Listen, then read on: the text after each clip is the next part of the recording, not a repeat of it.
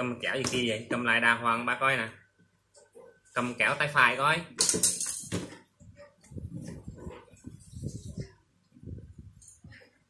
Còn một mũi nữa kìa. Cắt coi nó rách cái hộp xấu lắm á.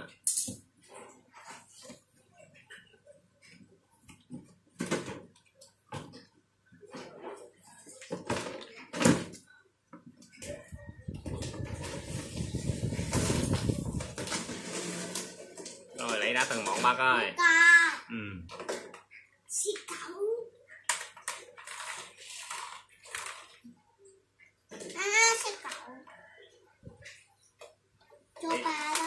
Lấy vít ra bỏ dưới đực coi. Lấy ra từ từ từng cái bỏ lên đây này. Đây coi một chiếc xe này.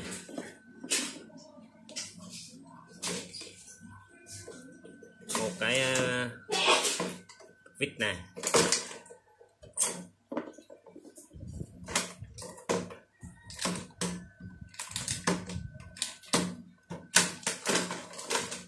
Bác lấy nè.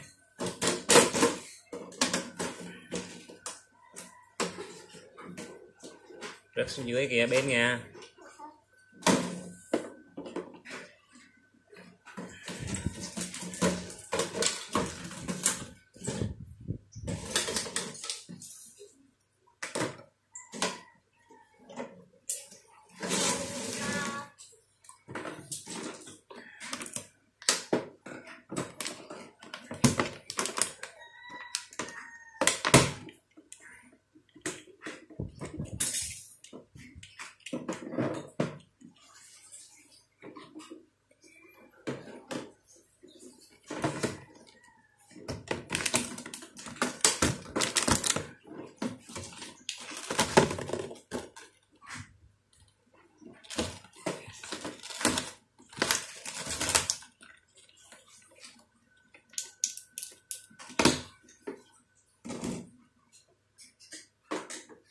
Vít văng vào.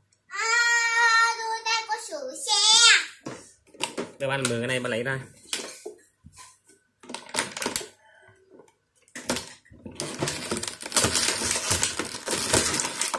Đó. Tôi đang có sửa xe.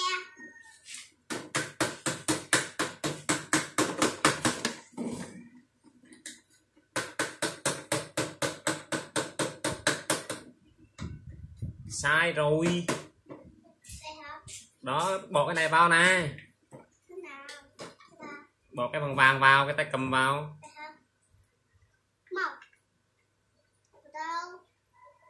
Đây nè. Tháo này ra nè. Bỏ đưa cái đó vào, đưa cái đó vào coi. Vàng ra. Vàng ra đi. Bằng ngược chiều kim đồng hồ á. Bằng ra vậy này, đó, bằng ra đây.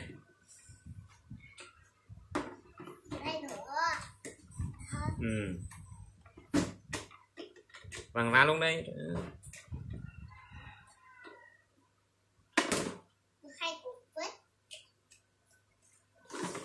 Quẩn này. Đó. Bị có bắt xe không rồi? Thì nó con tháo ra rớt đúng rồi. Tháo ra nha. Tháo ra đi.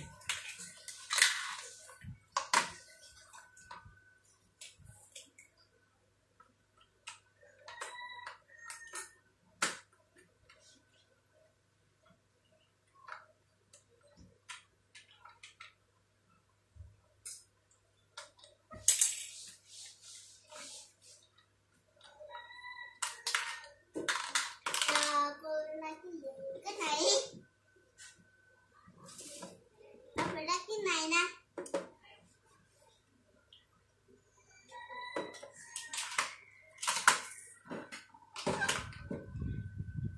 Tháo ra thêm đi, tháo ra hết luôn. Tháo cái đó ra này kìa, cái dưới á. Cái dưới để ba chị cho. Đây này. Nè. Tháo cái đó ra luôn. Cái đó con lấy thuộc vít gì? Sai. Có cái đầu khác nữa. Đầu này nè, đầu dẹt này nè. Đó. Không, đầu bốn chỗ kia kìa. Đó, gắn cái tay cầm vào.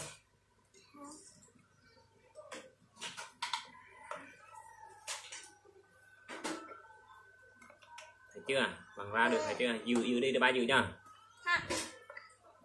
Tháo có ra sửa luôn. xe. Bố phải sửa xe. Sửa xe ben, thờ sửa xe trọng khang đó. Có trọng con. Trọng ha. Đẹp ha. Đồ chơi chuyên nghiệp ha, pro ha. Bố mới mua. Rồi tháo ra coi. Hết vít ra tháo ra. Nè. Thấy chưa? Ráp biết ráp vào lại không đó? Hả? Ráp có biết ráp vào không vậy? Không. Tháo này ra luôn này. Con vít này thì lấy cái gì?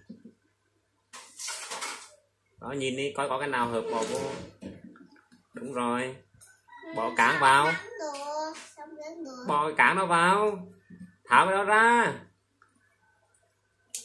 Bỏ vào. Vặn ngược lại. Đó.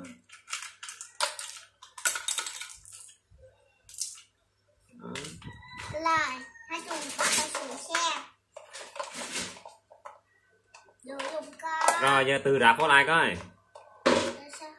Ráp vào lại coi. Ba giờ dùng con. Không, ráp cái này vào này này. Được hả? Thì con từ ráp đi, con tháo ra sao ráp vậy? Con đó ở cùng giá. Từ biết mà, thơ mà. Cái này đi. Rồi văng vào cho kỳ.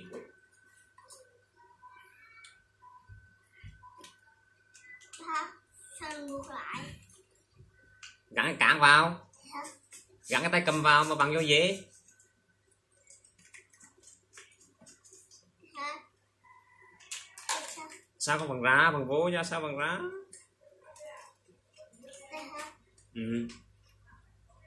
Mạnh vào, cứng luôn. Giữ, tay cầm giữ, tay cầm nha.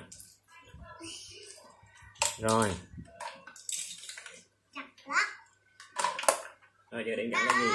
Nó ơi, giờ mình đi gáo ngựa xe này xong rồi mình lấy cá xong rồi chơi xe được không? Được. Rồi giờ gắn. Chơi cá không?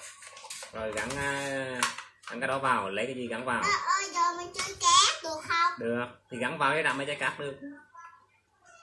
Bây giờ dùng con. Con từ ráp đi. Bây giờ dùng con ơi. Làm sao? Chơi cá. Nó cũng muốn chơi cá.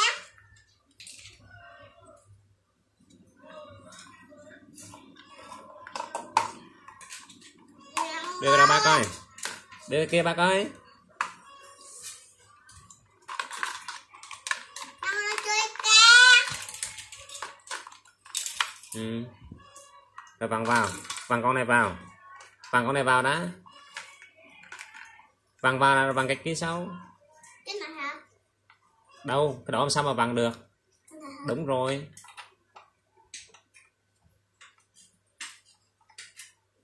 Lấy cái nào cho nó hợp.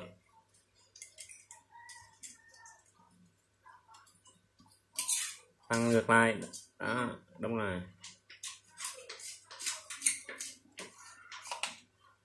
Các bạn coi. Tiếp. Cáp này vào luôn.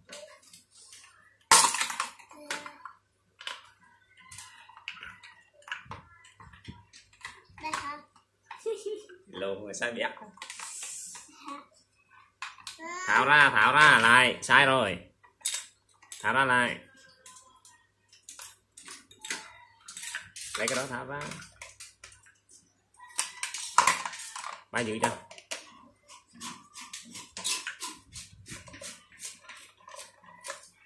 Đó, vậy mới đúng nè.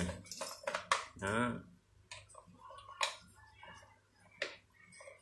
Vặn ngược lại, vặn vô, vặn theo chiều kim đồng hồ. Ba chơi cá. Rồi. Ráp cái đầu vào. Đây hả? Con ráp đầu xe vào. Hả? Trở lại. Bây giờ chặt. Rồi. Cái đó đâu? Qua ba coi ngay nè. Rồi bằng cái này. Hả? Bằng ngược. Bằng ngược rồi, bằng xuôi lại. Đó.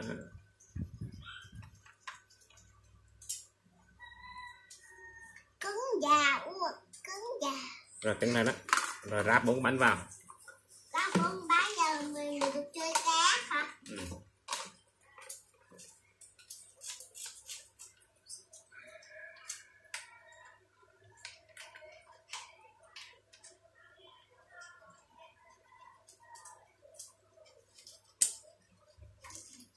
Lấy cái này đi.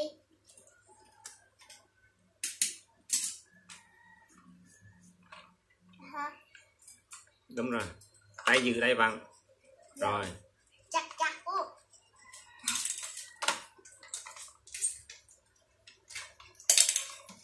Thành thợ sẽ xe chuyên nghiệp.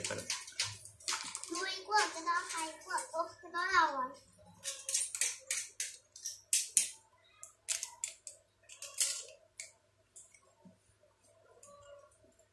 Chặt chặt chặt luôn.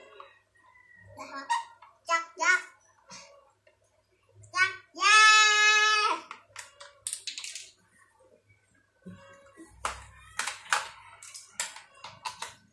Cái đó đâu rồi? Mắt con kìa.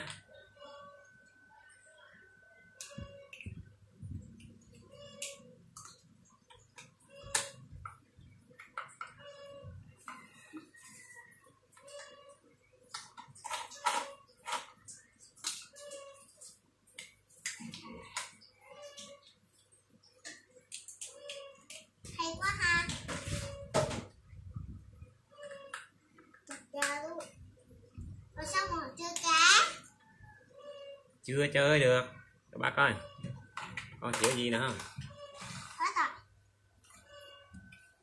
Đồ đạp. Cái đồ đạp. Tôi đừng có đánh về nó gãy cái bệ chứ. Cái bể đó.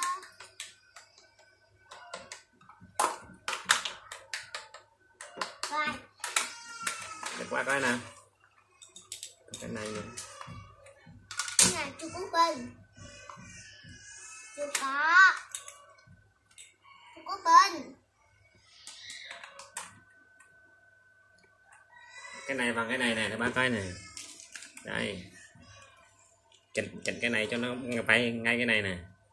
Bao chưa cá. Từ từ được không nè. Nè chỉnh cái này cho ngay cái này nè.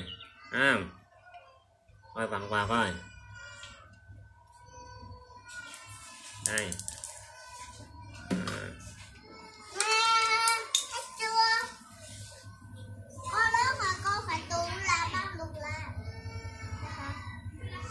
Được hả? Mau. Ừ. Cho mình lại đây hả? Ừ. Đúng không? Đúng rồi.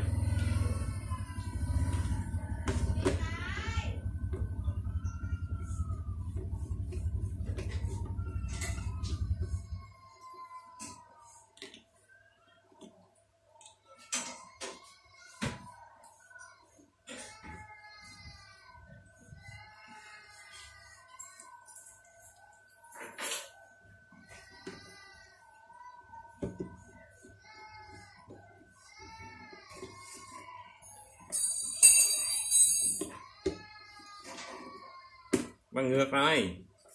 À. Đó.